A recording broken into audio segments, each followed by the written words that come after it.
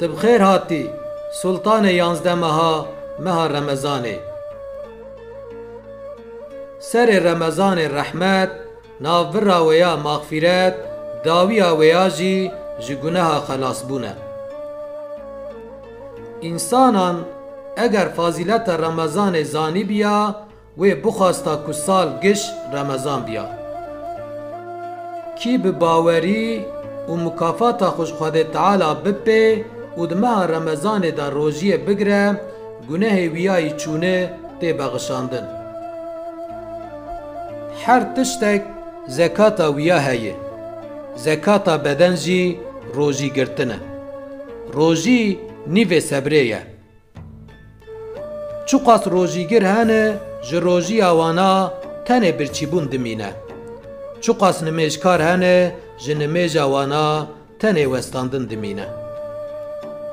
انسان روژی گر جبیر کر و خوار و وخوار بلا روژی خود دوام بکه. خود تعالی او خوار و وخوارن دا. جروژی گر ره دکیف خوشی هنه. یک و چاگو فطار خو ودکه یک جی و چاگو مکافات خو جرب خودستینه. کی روژیگر فطار بکه قاسی روژیگر او جی ثواب قزنشتکه. جی ثواب روژیگر جی تشتکی منابه. پیغمبر علیه السلام دما کو فطار خو ودکر وانی دعا دکر. ای رب من جبوی رضا تا روژی گرد. من بر رزق تجی فطار خو فکر.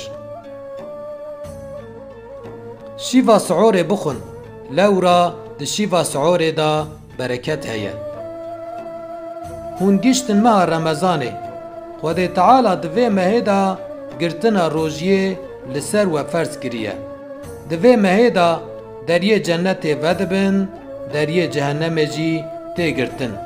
مزن شیطانان تی قید کرن. از بوی رب کجان من دست وی دا یسون دخم بینا دو روژیگرا لجم خود تعالی جبینا مسکه هین خوشتره.